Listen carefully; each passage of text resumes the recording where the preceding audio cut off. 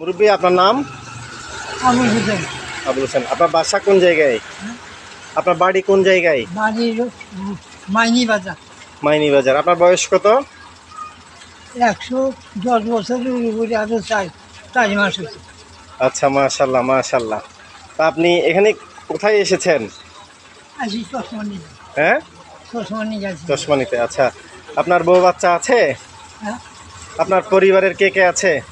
পরিবারের পোলা আছে। পোলা আছে? হ্যাঁ, কয়টা? 3টা। 3টা। ওরা কি করে? আবাদের কাম টাম করে। প্রথম পুত্রর বয়স কত?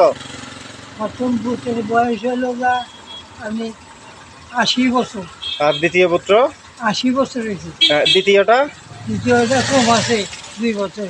আচ্ছা, আর তৃতীয়টা? এই আর তো 1 বছরের কম কম। আচ্ছা আচ্ছা আচ্ছা। আপনি এখন কোথায় যাবেন?